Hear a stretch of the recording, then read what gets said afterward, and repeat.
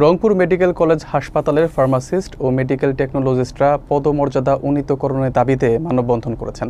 তারা দীর্ঘদিনে বৈষম্য নিরসন করে 11তম গ্রেড থেকে 10ম গ্রেডে উন্নীত করার দাবি জানান। বক্তারা বলেন, স্বাস্থ্যসেবার অত্যন্ত গুরুত্বপূর্ণ দায়িত্ব পালন করলেও তাদের ন্যায্য মূল্যায়ন হয়নি। আসন্ন নির্বাচনের আগে দাবি বাস্তবায়নের আহ্বান জানান তারা।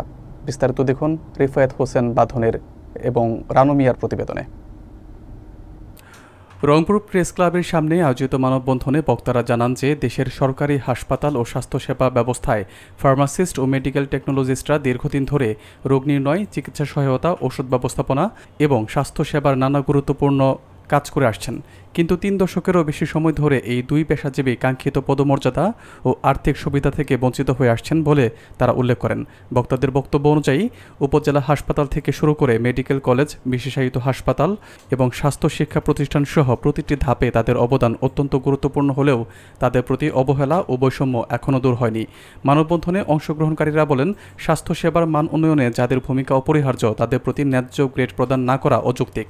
তারা দাবি জানান, দ্রুত পদক্ষেপ নিয়ে নির্বাচনের আগে তাদের পদমর্যাদা 11তম গ্রেড থেকে সংশোধন করে 10ম গ্রেডে উন্নীত করা হোক। মানববন্ধনে অংশ নেওয়া পেশাজীবীরা আরও বলেন, পদোন্নতি বাস্তবায়ন হলে কর্মপ্রেরণা বৃদ্ধি পাবে এবং হাসপাতালসমূহে সেবা মান আরও উন্নত হবে বলে তারা আশা প্রকাশ করেন। মানববন্ধনে পুরো সময় জুড়ে অংশগ্রহণকারীরা শান্তিপূর্ণভাবে কর্মসূচি পালন করেন এবং তাদের দাবির প্রতি সরকার আন্তরিকভাবে সাড়া দেবে বলে প্রত্যাশা ব্যক্ত করেন। আমাদের মনে হয় না যে অন্য বিদেশে যে আমরা যে কথাটা বলি যে আমাদের কাছে আশা দেওয়া হয়, তারা অনেকেই অধিকাংশ দেশ বলতে বাইরের দেশে চলে যায়। আমাদের এখানে সংস্থাপন মন্ত্রণালয়ে আমাদের কাগজপত্র গেছে, কিন্তু অজ্ঞাত কারণে সেখান থেকে আবার ব্যাক করে আসছে, যেখানে সবারই হয়ে গেছে। আমাদের সমতুল্য নার্স, ডিপ্লোমা ইঞ্জিনিয়ার, কৃষিবিদ, তারা সবাই 10ম গ্রেড হয়ে গেছে, কিন্তু আমরা এখন পর্যন্ত আমাদের ন্যায্য অধিকার থেকে আমরা বঞ্চিত আছি। আমরা চাই দ্রুত আমাদের 10ম গ্রেডে উন্নীতকরণ, না হলে ভবিষ্যতে আমরা বড় ধরনের কর্মসূচি দিব এবং আমাদের ন্যায্য দাবি আদায়ে আমরা সর্বাত্মকভাবে চেষ্টা করবেন।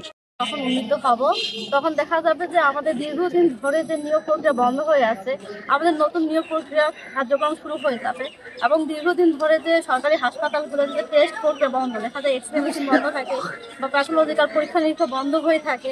দেখা যাবে যে নতুন টেকনোলজিস্ট যারা আসার কারণে এসব প্রক্রিয়া টেস্ট প্রক্রিয়া আবার নতুনভাবে চালু হয়ে যাবে এবং জনসাধারণ সুচিকিৎসা পেয়ে থাকবে এবং দেখা যাবে যে এটার জন্য প্রাইভেট ডায়াগনস্টিকে গিয়ে লাখ লাখ টাকা। 2012 সালে নার্সরা হয়েছে, 1994 সালে কৃষি ডিপ্লোমা হয়েছে এবং পরবর্তীতে 18তে কৃষি ডিপ্লোমা হয়েছে এবং 94তে পলিটেকনিক হয়েছে। কিন্তু আমরা তো এই বৈষম্য থেকে আমরা তো বঞ্চিত।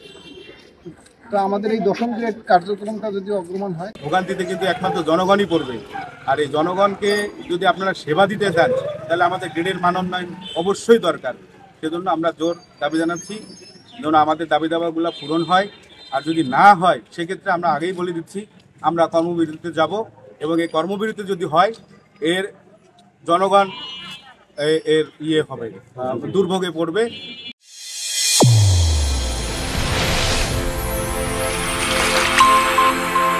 চ্যানেল A1 হৃদয়ের স্পন্দন।